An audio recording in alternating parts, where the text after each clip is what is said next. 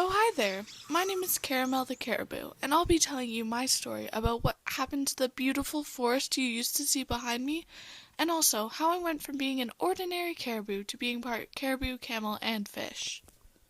My story begins on a perfect day in Grand Jardin National Park, which is a part of the Canadian Shield. I haven't gone anywhere else, but I know that we have the most beautiful rivers, forests, and lakes. Oh, and how could I forget? Of course, my favorite delicious tree lichen. Not to brag or anything, but I'm a pretty lucky caribou. Life was pretty great, but one day I heard an awful noise, and at first it just sounded like a woodpecker, but then it got louder and louder, and I didn't know what it was. So I decided to check it out.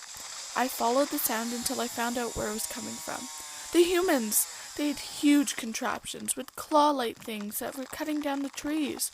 Why are they doing this? Don't they know that this is our home? After a few days, I realized the effect this would have on the animals in the forest, depriving us of our homes and our food source. Within the next couple of days, my population was being severely affected. Because the lichen we eat grows on the trees that are being cut down, we aren't getting enough to eat. When I thought absolutely nothing would get better, and hoping nothing would get worse, I woke up feeling a little weird one morning. When I looked around, I saw that my back had grown some sort of weird bump that the other animals called camel humps. They said that the camel is a type of animal that lives in Africa, which is apparently really far away. What was really weird is that morning, after eating, I wasn't hungry for 5 days after I ate. 5 days! Can you believe it? What's even more amazing is I haven't had water since. The rest of my herd wasn't as lucky as me, and didn't evolve to have those so-called adaptations. So they were having thoughts about leaving our once beautiful home.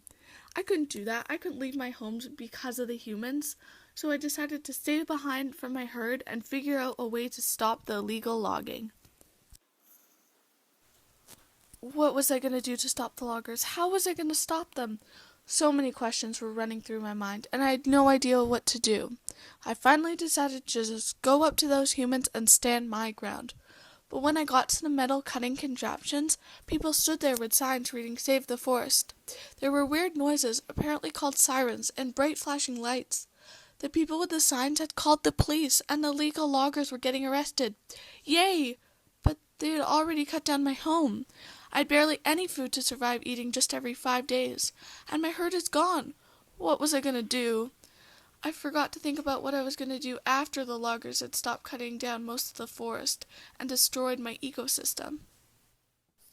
I need to find something else for food, so when I get hungry every 5 days, I'll have something to eat. Maybe the dirt?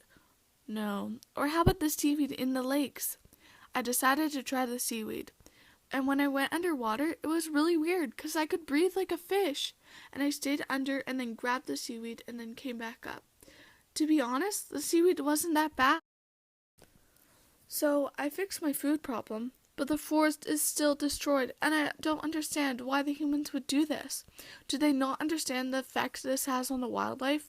What did they think? We're just going to move when they destroy our forest we call home? Anyway, I didn't think I could ever trust a human again after this. But then I saw some humans planting some trees in the forest. Maybe all the humans aren't so bad after all.